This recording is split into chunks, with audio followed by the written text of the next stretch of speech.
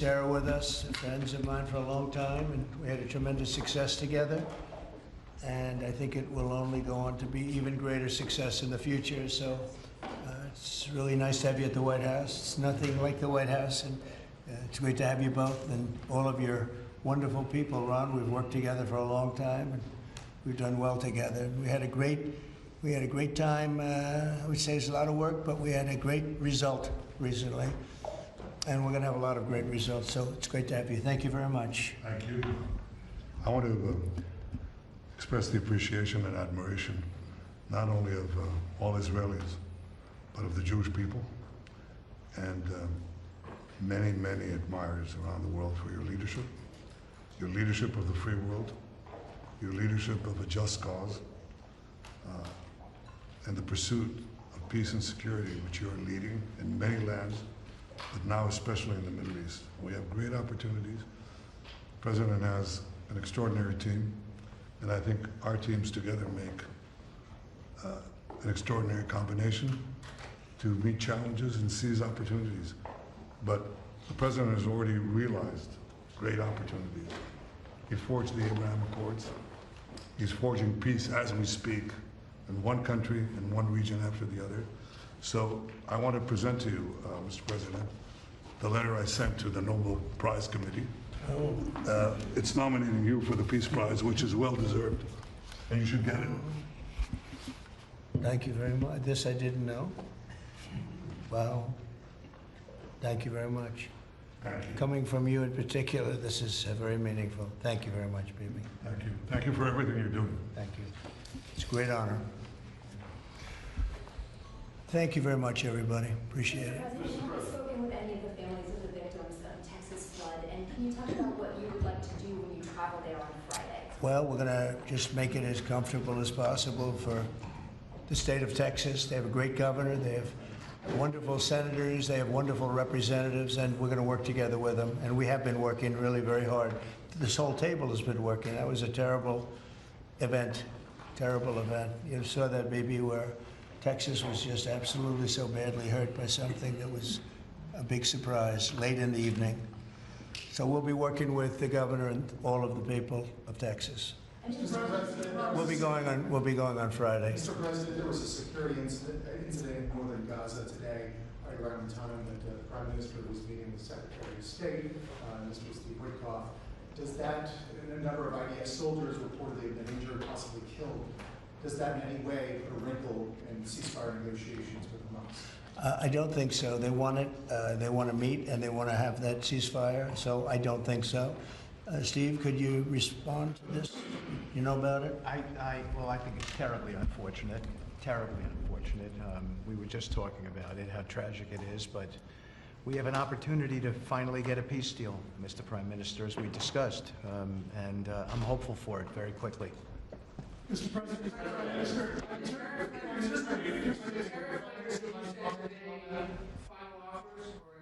More or less final offer. Look, we're always subject to negotiate something that's fair, but we've talked to most of the countries, and pretty much they've had their way for many, many decades, as you know.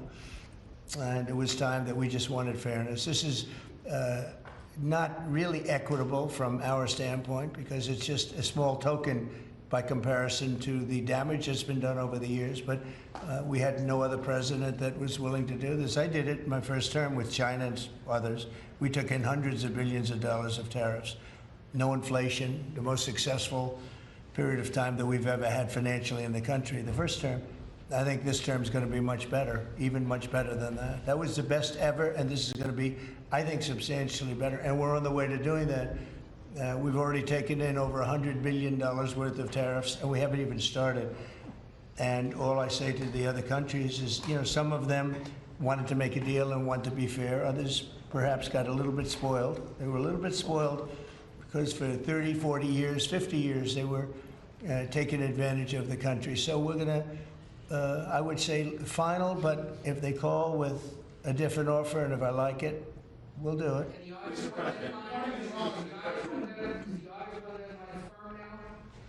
I would say firm. No, I would say firm, but not 100% firm. If they call up and they say, would like to do something a different way, we're going to be open to that. But essentially, that's the way it is right now, yeah. Mr. President, is your Palestinian relocation plan still on the table? Is there a plan? Has there been any progress in finding countries Yeah, to accept Bibi, why don't I let you answer that question?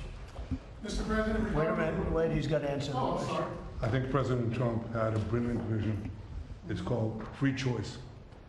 You know, if people want to stay, they can stay. But if they want to leave, they should be able to leave. It shouldn't be a, prison. It should be an open place and give people a free choice. We're working with the United States very closely about finding countries that will seek to realize what they always say, that they want to give the Palestinians a better future. And those who, and I think we're getting close to finding several countries, and I think this will give, again, the freedom to choose. Palestinians should have it, and I hope that we can secure it close by. And we've had great cooperation from surrounding Israel, surrounding countries, great cooperation from every single one of them. So something good will happen. Brian, did you have something? Mr. President, you've mentioned before you want to go down as your legacy as the peacemaker. Are we in the last chapter of closing out peace amongst this conflict now and all the other ones that you're working on? Well, I hope so. Look, we did a job with India and Pakistan and Serbia, Kosovo, and Rwanda and the Congo, and this was all over the last 3 weeks or so, Marco, right? We did, and others that were ready to fight, and we stopped a lot of fights. I think a very big one, frankly, a very, very big one was India and Pakistan, and we stopped that over trade. We're dealing with India and we're dealing with Pakistan, and we say we're not going to be dealing with you at all if you're going to fight. And they were maybe at a nuclear stage. They're both, nuclear powers. And I think stopping that was very important. We're trying to help out with a Biden-created monster, this whole thing that's happening with Russia and Ukraine. It's a horrible thing, and I'm not happy with President Putin at all. But this is something that would have never happened if I were president. This was a war that was never going to happen. Go ahead, Brian. I was just going to say, how would you address your critics that in the election they said that you would cause the next World War III, when in fact you're solving all the problems? I'm stopping wars. I'm stopping wars. And I hate to see people killed. Like, as an example, Ukraine and Russia, they're not Americans there being killed. They're not Israeli that are being killed. These are all Russians and all Ukrainians. But it's 5,000, maybe 7,000 last week, 7,500 last week, mostly soldiers. But people in towns and cities that are getting hit, but mostly death is mostly soldiers. Now, so they don't come from here, but it's 7,000 last week souls. And if I can stop that, they have parents and they have sisters and brothers and getting married, and who knows, they're just people, but they're souls. And if I can stop a war, because I have an ability to do so, I'm disappointed, frankly, that President Putin hasn't stopped. I'm not happy about it either. Yes. President, on the Iran talks, can you say if you've scheduled the next round of Iran talks, and then also on strike? We have scheduled Iran talks, and they want to talk. They took a big drubbing, I think, when we hit the 3 sites, really. I would say the 3 sites, not just the one. The one was a big one, and it was deep in granite, and it was obliterated. It turned out the Atomic Energy Commission said it is obliterated. I would just want to take our hats off to those incredible flyers, the people that flew that big machine, and frankly, the mechanics and everybody else. I mean, they had zero. They flew for 37 hours with zero problem mechanically. I mean, when you think in carrying the biggest bombs ever, the biggest bombs that we've ever dropped on anybody, when you think non-nuclear, and we want to keep it non-nuclear, by the way. But they did a phenomenal job. It was an amazing job, and I think that was, I was talking to Bibi about it before, that was the very beginning of the end. It ended very quickly after that. I don't want to say what it reminded me of, but if you go back a long time ago, it reminded people of a certain other event, and Harry Truman's picture is now in the lobby, in a nice location in the lobby where it should have been, but that stopped a lot of fighting. And this stopped a lot of fighting. When that happened, it was a whole different ballgame. On Can I ask a future follow-up strikes, on- what can you say, what might make you have the desire to do another strike on Iran? Another what? Another strike on Iran? I hope we're not going to have to do that.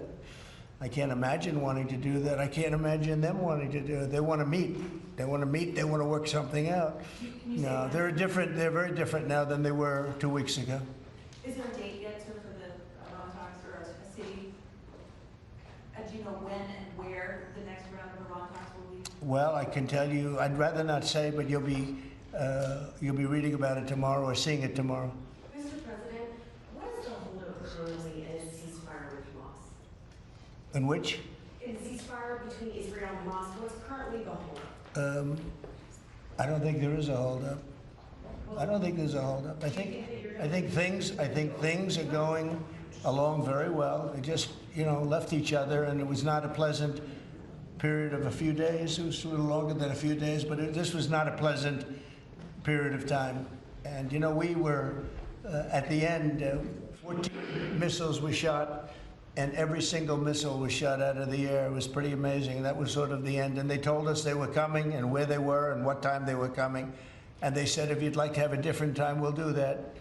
And that's respect when they do that. I appreciated that they did that. There was no surprise. We got the soldiers out of the base in Qatar, in this case. But they knew they were coming. 14 missiles were coming. 1 o'clock, they said, would you like to make it later?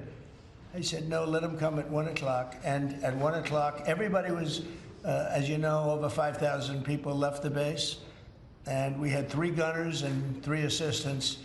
And out of the 14 that were shot, all 14 were knocked down. And that was the end. That was about it.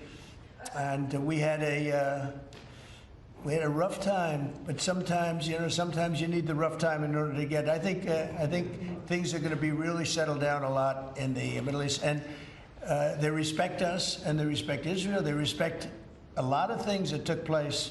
Nobody's ever seen equipment like what we sent over to knock out those sites. But when those sites were knocked out, it essentially, that was the end. Do you think that there can be a two-state solution that creates an independent? I don't know. I'd ask Bibi that question. You have the greatest man in the world to answer that age-old question, two-state. Go ahead. You give him your honest answer. I think Palestinians should have all the powers to govern themselves, but none of the powers to threaten us. And that means that certain powers, like overall security, will always remain in our hands. Now, that is a fact, and no one in Israel will agree to anything else because we don't commit suicide. We want life, we cherish life for ourselves, for our neighbors, and I think we can work out a peace between us and the entire Middle East with President Trump's leadership, and by working together, I think we can establish a very, very broad peace that will include all our neighbors. Mr. President, a question on Iran. You asserted that there's a complete and total destruction of the nuclear facilities. So what is the basis of the talks going forward? Is it to cap future nuclear activity? Is it ballistic missiles, terror support, economic-based opportunities? What are the... It's really a good question, because if you remember when it was done, I sort of said, what's the purpose of talking? It's been knocked out completely. But they've requested a meeting, and I'm going to go to a meeting, and if we can put something down on paper, that will be fine. That'll be good. I think they've gained a lot of respect for us. I think they've gained a lot of respect for Israel also. But they would like to meet, and we're going to have a meeting. Steve, when is that meeting going to be? Do you want to say? Rather, very quickly, in the next week or so. So we'll see what happens. I think it would be nice to memorialize it, put it down, but because of the incredible result of that attack, if you want to call it an attack, I didn't think it was necessary to have it in writing. I think we spoke. I mean, that speaks much louder than writing. But I can also understand why they'd want it. And they've been very nice. They've been very respectful. And it began by them telling us about 14 they had to do. You know what 14 represents, right? Do you know what 14 represents? Right? You know that, right? The number of bombs dropped. So it was, representative. We got them all. Yeah, please. Behind you, please. No, you. So this is a question to the Prime Minister. The likely next mayor of New York City, or on the Democratic Socialist, the vocal critic of Israel and of yourself, and has said he would arrest you if you came to New York City if he was mayor. Is that something you take seriously, or are you concerned about that? Do you have a response to that? No, I'm not concerned about that. I'll get him But- out. Look, there's enough craziness in the world, but I guess it never ends. I mean, you have, this is a folly. And it's, it's silly in many ways because it's just not serious. But what is serious is the question I was asked before. After October 7th, people said the Palestinians had a state, Hamas state in Gaza, and look what they did with it. They didn't build it up, they built down into bunkers, into terror tunnels, after which they massacred our people, raped our women, beheaded our men, invaded our cities and our towns and our kibbutzim, and did horrendous massacres, the kind of which we didn't see since World War II and the Nazis, the Holocaust. So people aren't likely to say, let's just give them another state, it'll be a platform to destroying Israel. We'll work out a peace with our Palestinian neighbors, those who don't want to destroy us, and we'll work out a peace in which our security, the sovereign power of security, always remains in our hands. Now, people will say it's not a complete state, it's not a state, it's not that. We don't care. We vowed never again. Never again is now. It's not going to happen again. So we'll see you in New York next year? Oh, well, look, I'm going to come there with the President Trump, and we'll see how do you know who the mayor will be? I don't know that. Do we know that? He's going to be very fine, and who knows, we don't know who the mayor's going to be yet. But this is a communist. He's not a socialist, he's a communist. And he said some really bad things about Jewish people, and he said some really bad things about a lot of people.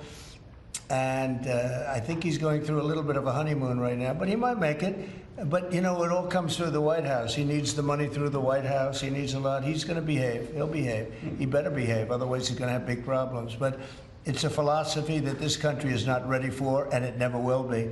By the way, we have a man with us who thought this was going to be a very glamorous, easy job. He's the ambassador to Israel, Mike Huckabee, former governor, former everything. I'd say he's a former everything, and respected and loved by everybody. And he loves Israel. He loves the state of Israel, and nobody loves it much more. And he's not Jewish, and he loves Israel. And he wanted to be there. I said, Mike, it could be dangerous. No. Well, at least I was right about that. He was in every bunker you could be in. He was running around from bunker to bunker, but he's still with us, fortunately, and he's done a great job. Would you say a few words, Mike? Just want to say what an honor it is to serve you, Mr. President, and to see a historic horizon that we're looking at in the Middle East. And when the President made his trip to the Middle East, and then he really reached out to the new Syrian government, knowing they needed a partner, and knowing that they could pick the wrong partner. And what the President did, which took us all off guard, but the strategic move in that has set up something that is absolutely historic. And Mr. President, I don't even think you fully comprehend the impact that you're having on the region in a way that is so remarkable. And it was your leadership, your foresight, you did that. When the B-2s went in, the celebration, the sense of partnership that you gave with the Israeli people was so dramatic. But the message was bigger than to Israel. It was a message to the world. America's friends can trust us, but America's foes had better fear us.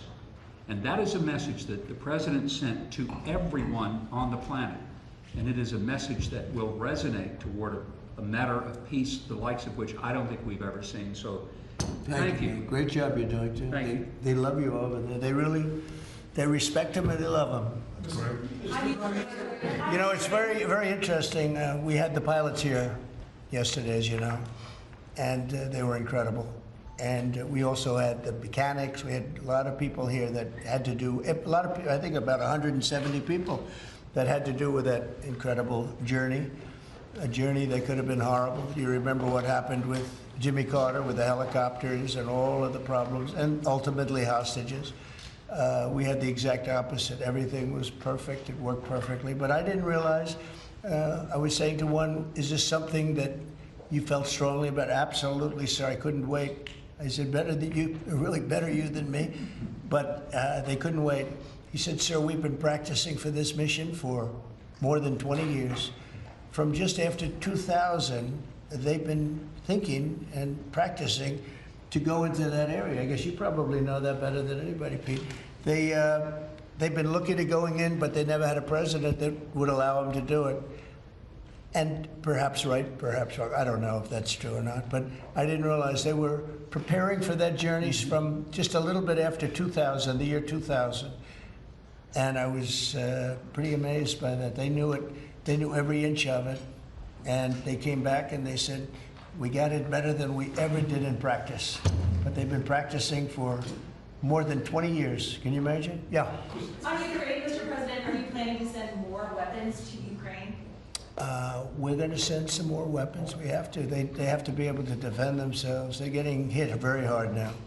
They're getting hit very hard. We're going to have to send more weapons. Yeah, defensive weapons primarily, but they're getting hit very, very hard. It's very sad. So many people are dying in that mess. Mr. President, with the one big beautiful bill now signed into law by you, what would you like congressional Republicans to turn their focus to? All they have to do now is talk about how good it is. The biggest tax cuts ever. No tax on tips, no tax on Social Security, think of it, no tax on overtime. From a business standpoint, the jobs are coming in like we've never seen them before. As soon as that was signed, there were 9 factories that announced that they were building the one-year deductibility, you know, things that from a business standpoint you'd understand. The jobs that are being created. And one of the things that is, and this is also that, but it's also because of the tariffs, a tremendous success. We're taking in hundreds of billions of dollars in tariffs.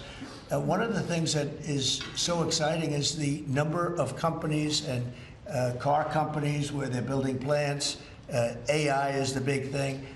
We have over $15 trillion announced already, and it's been, I mean, really, I would say it's been during the last 3 months, but we're here for a short period of time, and some administrations never had anywhere near that number for a whole term, probably for a whole 2 terms. But we're up to over $15 trillion coming into our country. There's never been anything like it anywhere in the world. There's never been an investment like that anywhere in the world. We, look, I told this story, and I just told it to Bibi backstage. I was talking to him, and I said, you know, the King of Saudi Arabia, smart guy, and also we went to Qatar, and we went to UAE. Really 3 strong leaders, smart guys. They all told me the same thing, and then that was reiterated at NATO just recently when we got back, where they agreed to spend $1 trillion a year, by the way, which is about 3 times what they were spending. But they all said the same thing.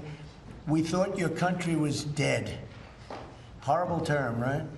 We thought the United States of America was dead, and now you're presiding over the hottest country anywhere in the world. We're the hottest country in the world. I think Bibi would admit it, even hotter than Israel, though Israel was pretty hot about a week ago, I can tell you, for the wrong reasons.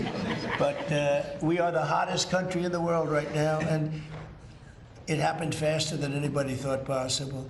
But we have over $15 trillion, and that means jobs, and that means building, and that means things like we've never seen before. So all we can do is keep working hard. There'll be always surprises. Some of the surprises are going to be bad surprises. In your view, is the war between Israel and Iran over, or do those talks need to happen before you can? Well, I would say that the best man to answer that is the Prime Minister. But I will tell you that, in my view, I hope it's over. Yeah, I think Iran wants to meet. I think they want to make peace, and I'm all for it. Now, if that's not the case, we are ready, willing, and able. But I don't think we're going to have to be. But I think Bibi would answer that question very well. I think the partnership between Israel and the United States, the partnership between President Trump and me, produced a historic victory. It's an incredible victory, actually. It brought the greatest capabilities of the United States that are unmatched with the great capabilities of Israel. and the army of Israel, pilots of Israel, soldiers of Israel, and the Mossad.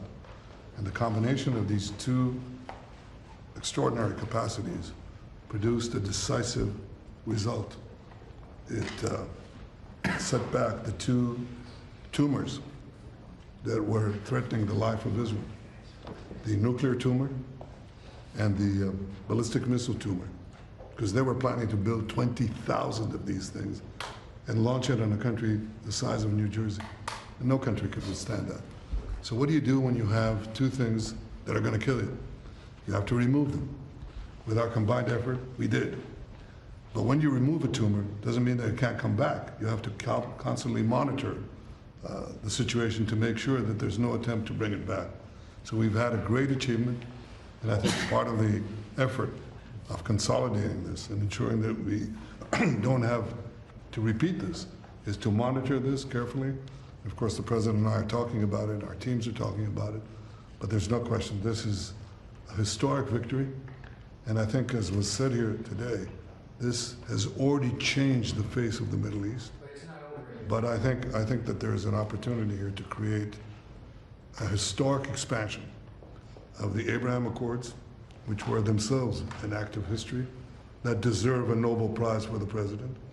But I think the opportunities are much bigger, and I hope, I'd like to believe that Iran would not test our fortitude, because it would be a mistake. It's better to go a different way. Do you believe a regime change is still necessary there? But I think it's up to the people of Iran. Mr. Prime Minister, speaking on Syria, the Trump administration was fully supportive of the changes in Syria, backing the new regime there. Obviously, your government more cautious from a security standpoint. Are you comfortable with the pace of change, with the security situation vis-a-vis Syria right now? I think there's an opportunity to explore. I think that everyone understands that the situation has changed. Before that, Iran was essentially running Syria, okay, directly through Hezbollah. Hezbollah has been brought to its knees. Iran is out of the picture. So I think this presents opportunities for stability, for security, and eventually for peace. And I think that's been opened up also by the fact that the president has opened up a channel. So they have something, there's a lot to lose by going back to conflict, and there's a lot to gain by moving towards peace. And I think that opportunity has been opened by the president and by the changed security situation which we brought about with the collapse of the Assad regime. Are there direct talks with the Assad government? Now, let's suppose there were. Would I answer yes? No, right? That's my duty to ask. Right? It's your duty to ask, and my duty to ask you back. So, You know, at the request of a lot of countries in the surrounding area of the Middle East, including Bibi, we took the sanctions off Syria, and I met the new leader. I was very impressed by him. Somebody said, well, he comes from a very tough background. I said, well, you know, I'm not that surprised. It's a tough part of the world. But I was very impressed by him. But we took the sanctions off because we want to give them a chance. They would never have had a chance without the sanctions. And one of the things we have with Iran is, you know, we have they call they are very biting sanctions. And I would love to be able to, at the right time, take those sanctions off, give them a chance at rebuilding, because I'd like to see Iran build itself back up in a peaceful manner and not going around saying death to America, death to the USA, death to Israel, as they were doing. You know, they were the bully of the Middle East, and now they're not the bully anymore. But they were saying terrible things, and would like to see them. They have such potential. You know, they have the oil power, and they have great people, smart people, energetic people, amazing. And I know so many Iranians from New York. I have a lot of friends, and they're great people. So it's a shame when you see a thing like this happen. But I think that taking the sanctions off of Syria is going to give Syria a great shot at making it. Mr. President, a congressional question. Are there any executive orders that you'd like to see Congress focus on when they come back in session? Do you have any that you prioritize to go first? Well, we've done a lot of them in the last, as you know, and I always say the great, big, beautiful bill. I add the word great. But it was the largest bill of its kind ever passed. We were talking about it before. It was beauty. But you know, a lot of the things that we did, executive orders, have been codified in the legislation that we just had passed. And we're going to be sending in a lot more over the next period of about 2 months separately. But a lot of it was part of that beautiful big bill. Mr. President, on tariffs, what happened to 90 trade deals in 90 days? Oh, we've spoken to everybody. We know it's all done. I told you, we'll make some deals, but for the most part, we're going to send a letter. We're going to say, welcome to the United States. If you'd like to participate in the greatest, most successful country ever. I mean, we're doing better than ever. We have, I don't think, and you're going to see these numbers soon. We've never had numbers like this. We've never had investment like this. We have more than 90. We're going to have much more than 90, but most of those are going to be sent a letter. This is exactly what I said. Now, we've made a deal with United Kingdom. We've made a deal with China. We've made a deal. We're close to making a deal with India.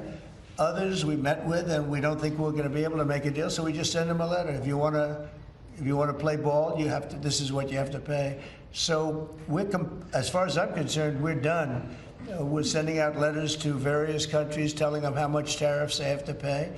Some will maybe adjust a little bit depending if they have a cause. We're not going to be unfair about it. And actually, it's a small fraction compared to what we should be getting. We could be asking for much more. But for the sake of relationships that we've had with a lot of really good countries, we're doing the way I do it. But we could be getting a lot more. We could ask for a lot more than what we're asking for. Let's say we're done because you're sending the letters. To follow up on Ed had asked earlier, you're counting these as deals by saying, here's the tariff rate we're going to charge. I'm saying, here it is. Congratulations. Welcome to the United States. I hope you make a lot of money, and you're going to pay us money. They were ripping us. They were charging us tariffs at levels that nobody's ever seen before. We have some countries who are charging 200% tariffs and making it impossible to do business. And what the tariffs are doing is they're driving people in and companies into the United States. That's why we're building all of the work that you see happening in this country right now, and it's at a record level. All the factories, all of the AI institutions that are being built. It's largely because, well, I think it's because of November 5th, the good election, and I think it's because of the tariffs. Thank you all very much. Thank you.